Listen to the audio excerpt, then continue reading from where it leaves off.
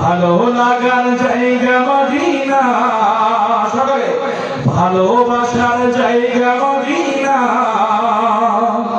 ভালো লাগার জায়গা মদিনা, ভালোবাসার জায়গা মদিনা, ভালো লাগার জায়গা মদিনা। এত সুন্দর জায়গা কোথাও দেখি না, এত সুন্দর জায়গা কোথাও দেখি না, সুন্দর করে সাজাইছেন আল্লাহ। ভালোবাসার জায়গা মদিনা, ভালো লাগার জায়গা মদিনা, ভালোবাসার জায়গা মদিনা। কি ঘুম ভাঙছে? আলহামদুলিল্লাহ, আলহামদুলিল্লাহ। আউযু বিল্লাহি মিনাশ শাইতানির রাজীম। জোরে বলেন সবাই। বিসমিল্লাহির রাহমানির রাহিম। লাকাদ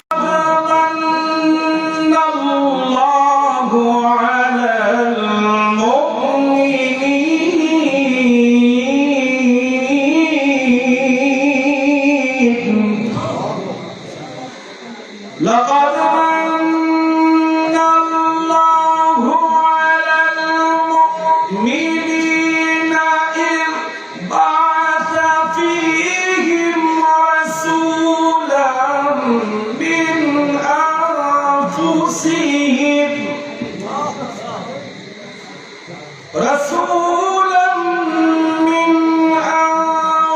أنفسهم يتلو عليهم آياته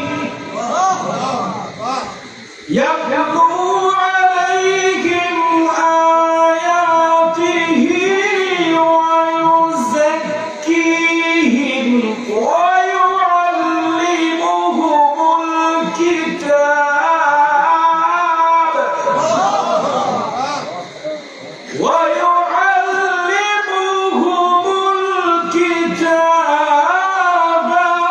والحكمة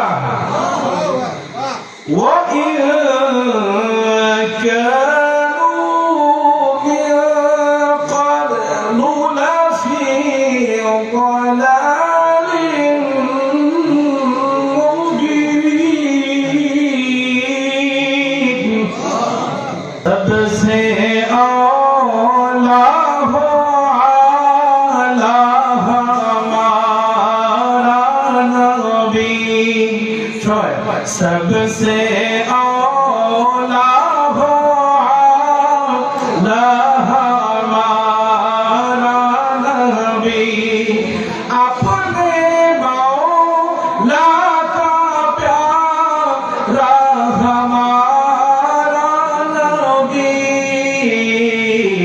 दोनों आलम का दुल्हा हमारा नबी, दोनों आलम का दुल्हा हमारा नबी, अपने मौला का प्यारा हमारा नबी,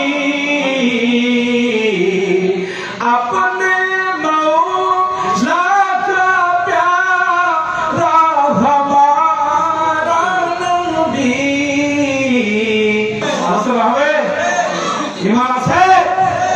সিদ্দিক আকবর রাদিয়াল্লাহু তাআলা মক্কার জমিনে যখন আমার নবী মুহাম্মদ রাসূলুল্লাহ সাল্লাল্লাহু আলাইহি ওয়াসাল্লামকে ষড়যন্ত্র করতে যখন আমার নবী মুহাম্মদ রাসূলুল্লাহ সাল্লাল্লাহু আলাইহি ওয়াসাল্লামকে হত্যার ষড়যন্ত্র তৈরি হয়ে গেল, আল্লাহ রাব্বুল আলামিন জিবরাইল আলাইহিস সালামকে পাঠিয়ে বললেন, জিবরাইল যাও আমার নবীকে বলে দাও মক্কা থেকে মদিনায় হিজরত করতে হবে। খেয়াল করবেন, মহব্বতের কথা বলছি। আমার নবী মুহাম্মদ রাসূলুল্লাহকে বলে দাও মক্কা থেকে মদিনায় হিজরত করতে হবে। এই ওহী যখন আমার নবী মুহাম্মদুর রাসূলুল্লাহ সাল্লাল্লাহু আলাইহি ওয়াসাল্লামকে করা হয়েছে, নবী করিম সাল্লাল্লাহু আলাইহি ওয়াসাল্লাম সর্বপ্রথম সিদ্দিক আকবরকে ডেকে বলছে, সিদ্দিক আকবর, আমার আল্লাহ তাআলা ওহী করেছেন আমার মক্কা ছাড়তে হবে, মক্কা ছেড়ে মদিনায় চলে যেতে হবে। এ মক্কার কাউকে মদিনায় তোমাকে বললাম। আবু বকর সিদ্দিক রাদিয়াল্লাহু তাআলা আনহুকে আমার নবী মুহাম্মদ রাসূলুল্লাহ বলেন, হে আকবর, আমার মক্কা থেকে মদিনায় যেতে হবে। এই কথা বলার কিছুদিন পরে রাসূল করিম সাল্লাল্লাহু আলাইহি ওয়াসাল্লাম হঠাৎ করে সিদ্দিক আকবরের ঘরে গেলেন, সিদ্দিক আকবরের গৃহে গেলেন।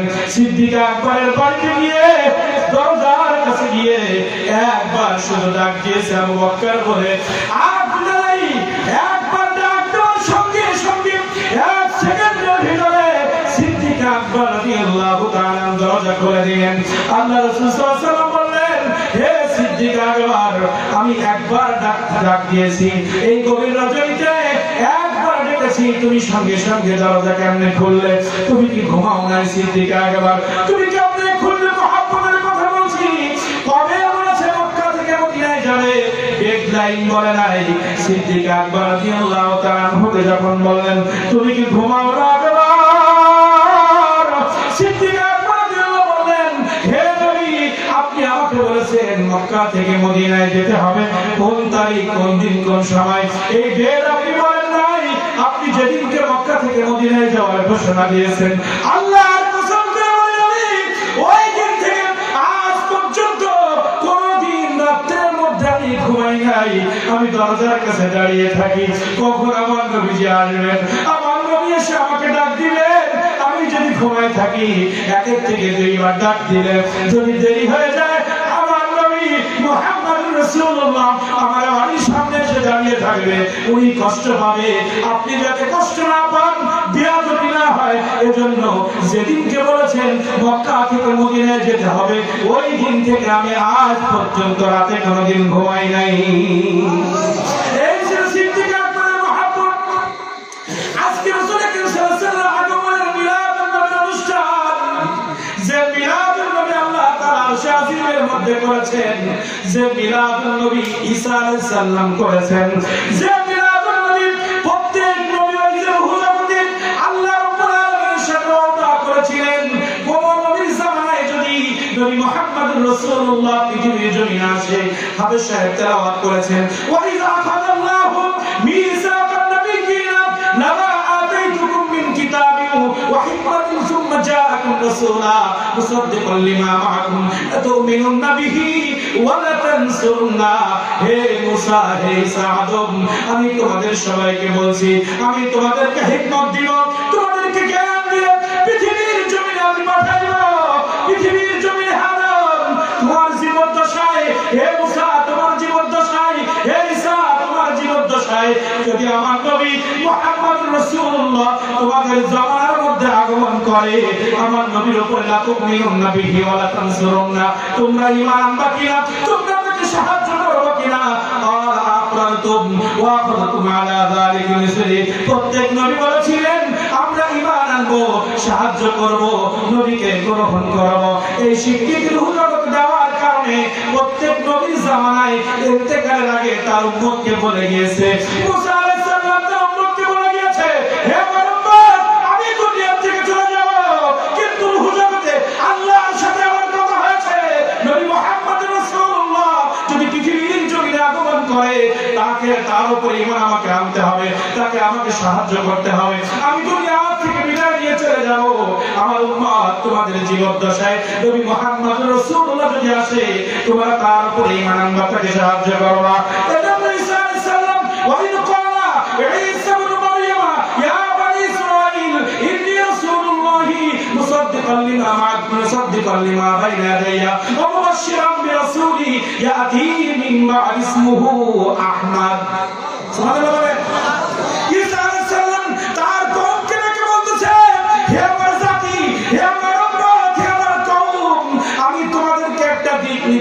দিয়ে গেলাম, আমি তোমাদেরকে একটা কথা বলে গেলাম, আমি তোমাদের কাছে রাসূল হিসেবে আগমন করেছি, কিন্তু তোমরা মনে রাখবা আজ হোক আর কাল হোক এই পৃথিবীর জমিনে একজন ইসমুহু আহমদ, একজন নবী পৃথিবীর জমিনে আগমন করবে, যার নাম হবে আহমদ।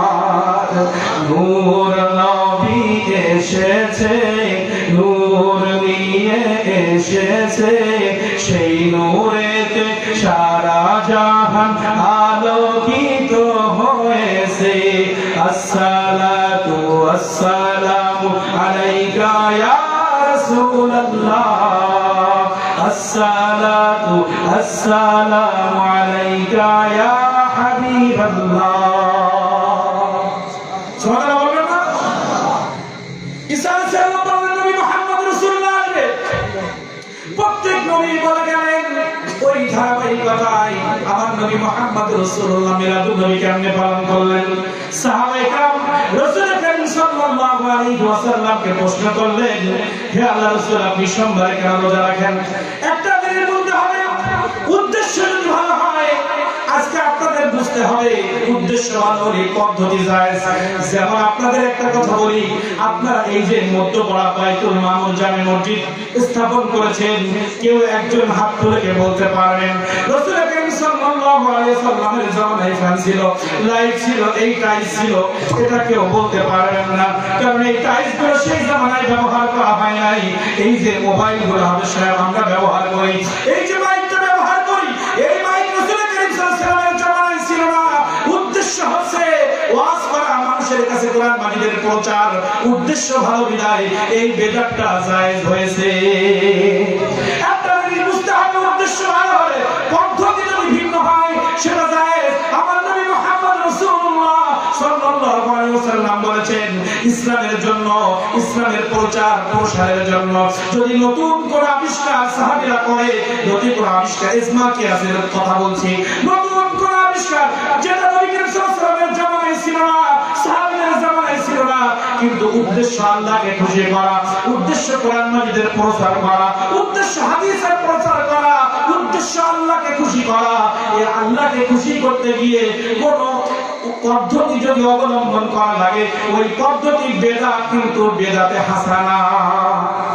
বেদাত মানে যেটা রাসূল করিম সাল্লাল্লাহু আলাইহি ওয়াসাল্লাম করে নাই, রাসূল করিম সাল্লাল্লাহু আলাইহি ওয়াসাল্লামের জামানায় যেটা ছিল না, আজকে বর্তমান জমিনে যেটা আবিষ্কার হয়েছে তাকে আরবিতে বলে বেদাত। এই বেদাতটা ভালো একটা খারাপ। যে বেদাত করলে মানুষ গুনার দিকে ধাবিত হয়, যে বেদাতের মাধ্যমে আল্লাহকে চেনা যায় না, যে বেদাতের মাধ্যমে ইসলামের প্রচার হয় না, ইসলাম ধ্বংস হয়, ওই নবীর আবিষ্কার হচ্ছে হারাম। আর যে বেদাতের মাধ্যমে আল্লাহ, আল্লাহ রাসূলের শান মান মর্যাদা সমাজের মানুষের কাছে প্রচার হয়, ওই বেদাত হচ্ছে হাসানা। কিন্তু আমরা যে মিলাদুন নবী করছি, এটা কোনো বেদাত নয়, এটা উৎস আছে, উৎস আছে। সাহাবায়ে কেরাম রাসূল করিম সাল্লাল্লাহু আলাইহি ওয়াসাল্লাম মিলাদুন নবী পালন করেছেন। ওই মিলাদুন নবী অনুষ্ঠানে গিয়ে রাসূল সাল্লাল্লাহু আলাইহি ওয়াসাল্লাম দোয়া করেছেন। আবু দারদা রাদিয়াল্লাহু তাআলা, আবু আনসারী রাদিয়াল্লাহু সাহাবী রাসূল করিম সাল্লাল্লাহু আলাইহি ওয়াসাল্লামের সাথে একসাথে ঘুরতে বেরিয়েছেন। বেরিয়ে আবু আনসারীর বাড়ির কাছে গিয়ে দেখেন আবু আনসারী ঘরের মধ্যে যেন কি পড়তেছে। আবু আনসারী সাহাবী তার স্ত্রী সন্তানদেরকে নিয়ে, এলাকার কিছু মানুষদেরকে নিয়ে রাসূল করিম সাল্লাল্লাহু আলাইহি ওয়াসাল্লাম মিলাদের আলোচনা করছে। আমরা যেমন আলোচনা করছি এমন আলোচনা করতেছে। রাসূল করিম সাল্লাল্লাহু আলাইহি ওয়াসাল্লাম সেই ঘরের মধ্যে প্রবেশ করলেন। বলছে, সাহাবী তুমি কি করো?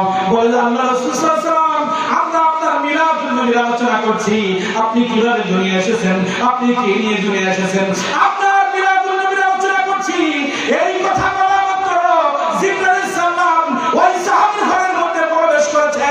বলছে, নবী মুহাম্মদ রাসূলুল্লাহ তাআলা আমাকে পাঠিয়েছেন এই ঘরের মধ্যে যারা আপনার মিলাদুন নবী পালন করতেছে।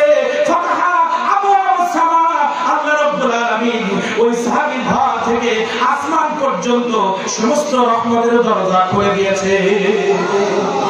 তাহলে যদি সাহাবায়ে কেরাম রাসূল করিম সাল্লাল্লাহু আলাইহি ওয়াসাল্লাম মিলাদুন নবী পালন করার কারণে রহমতের দরজা খুলে দিয়ে থাকে, আল্লাহর কসম করে বলতেছি, আজকে এই মহাজনপুর বাইতুল মামুর, মধ্যপাড়া বাইতুল মামুর জামে মসজিদে আমরা আপনারা যারা এখানে বসে আছি, আল্লাহ আমাদের জন্য রহমতের দরজা খুলে দিয়েছে।